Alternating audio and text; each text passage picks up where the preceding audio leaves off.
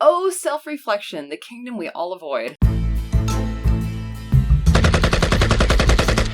Hello, my name is Jennifer. This is my YouTube channel. So I've been thinking lately how it's easy and fun to learn about other people, just to learn about them. And then also we learn about them so we can put ourselves against them.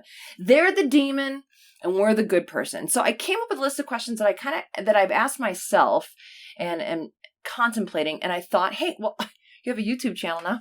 Why don't you ask your audience? So if you feel like delving in to see if you're more morally consistent, if you're a hypocrite, or if your slate is clean, stay with me. All right. First of all, if all laws were in your favor, would you ever use them to your advantage, even if it meant hurting someone else? If the law was on your side, but you knew that you're going to do a schmucky thing, would you do the schmucky thing ever? Would you ever, or have you ever, used the law to screw someone else over? You knew it was painful, you knew it was the bad thing, and you didn't feel great about it, but you justified it. Did you ever do that? Would you ever do that? And then the next question is, are you upset at people who do that now? If the answer is yes, I've done that, or yes, I would do that, my follow-up question would be, are you upset about people that do it now? The thing that you don't like the most about other people or the state of the world, do you do that thing? For some people, it's saying that they are so upset that people are so closed-minded, but they'll shut down people's speech who they don't like. Another example would be hating when people don't apologize to you and then having a hard time apologizing over small or big things. Another example might be not liking it when people are promiscuous, but then you having, for some reason, justification for your own promiscuity. I guess I'm asking about hypocrisy. Next up, is lying acceptable? Ever? Is lying ever acceptable? No. Is lying a good thing or a bad thing? Okay. Have you ever lied? When's the last time you lied? Do you justify it? If you even look back now, can you find justifiable reasons for your lying? If so, are you mad when people lie to you, even if they find justification in the reason they do it? Next, do you ever trespass on your future self? Or are you an enemy or an advocate of your future self? Are you aware of how you're conditioning yourself right now? Here's a few examples. My favorite one is young women who diss in any way older women. She's turning 50 this year. Simply because of their age. The reason I have a problem with this is because that young woman, unless she dies, is going to grow up. And then she's going to have a struggle in her own mind, not because of the actuality, necessarily. Not because of the truth of it, but because she sold herself that once you're old, you're this. Once you're this, you're this. So she's going to have to come to terms with that. People do it all the time. People turn very religious in their viewpoints.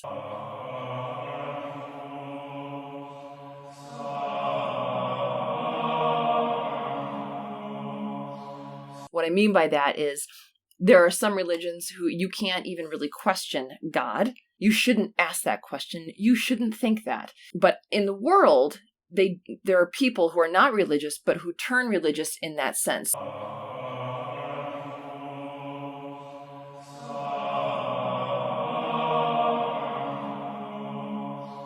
So you shouldn't even ask that question. Oh, you're a racist if you ask that question. You're stupid if you ask that question. If you haven't already figured that out, you're an idiot. But then you're preventing your future self from being able to ask those questions, because it might occur to you sometime like, oh shit, maybe I'm not right about something. Maybe I do need to question that. But only idiots do that. Oh God, I don't want to be an idiot, but I don't want to stay in a position, in a view that I think might be actually wrong. I'd like to grow and change, but I'm preventing myself from doing that right now in my future, for my future.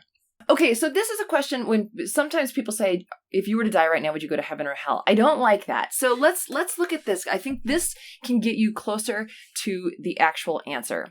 DMT is a drug that people use. You smoke it. There's maybe other ways to do it, but you smoke it. And apparently it's a very spiritual, ethereal, honest awakening. You can't lie to yourself. You are the knower of all things. Okay, you go into another dimension, and it alters time. So it can actually influence you in our dimension for 5 minutes, but it can feel like hours, weeks, days, years. So it totally skews time. With all of that knowledge, let's say that when you die, massive amounts of DMT are released into your body, giving you an afterlife experience that could extend into the feeling of eternity. Okay. If DMT doesn't allow for lying and makes you absolutely, positively honest with yourself based on your own morals and values and the life you've led, would you cast yourself into heaven or into hell? And this is one thing that helps keep me accountable, because I'm like, oh my God, I know that this is not a good thing to do, and I thought about doing it. But holy shit, if DMT is a thing, even if there was no afterlife in a God spiritual sense, if there was DMT loaded in and it felt like 100 years, I don't want to live 100 years in hell because I'd cast myself into hell because I'm hard on myself because I believe in self-responsibility. But my question is, would you put yourself in heaven or hell? Okay, a lot of people think they deserve someone great as a partner, a romantic partner, or as a business partner, or as a friend. Sometimes we long for that connection, and we think that we deserve an amazing person.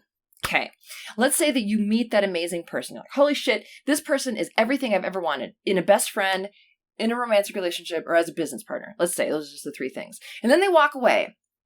And then you are split away from you. You become 2 people. One is the one that knows you and can only speak 100% honestly based on having access to all of the facts about you because it's you, but you just can't lie. And then someone comes and says, hey, my friend really wants to date you, or really wants to go into business with you, or really wants to spend more time with you and build a really solid friendship. Is that person worth it? Is that a good person? Are they a safe, good person? Would you allow that amazing person to be with you? Are you good enough right now to be with an amazing person? If not, are you willing to change? Or would you just settle for who you're worthy of right now? Don't settle. Become better. Do whatever you want, but I think you should become better. Would you rather be complimented by a fool or criticized by a wise man? I like this question. I think that sometimes people can find themselves wanting and yearning companionship or camaraderie, fellowship in some way. And the first person that gives that feeling to them, and this isn't always, but some people, we know that some people find bad people, like, oh, they were a good egg and then they found this person. So would you rather hold out and wait to be criticized by the best people and become better? Or would you rather feel the goodness and the belonging from fools? If there was an AI machine and you could ask it, how can I be happy? And the AI machine spit out all the things that you would have to do starting right now to, in a week, in an hour, a week, a month, a year, to be the most happy and content and amazing that you've ever been in your life. What would the AI machine say to you? Do you have any idea of the advice that it would give? And would you follow it? Would you or have you purposefully hurt someone who accidentally hurt you? The best example of this is in traffic. Sometimes someone will accidentally cut you off, and then sometimes the person that was cut off will purposefully try to inflict harm or fear or revenge on the accidental harm. And then my next question would be, which one's worse? Which person is worse? The one who accidentally harmed or the one who purposefully retaliated?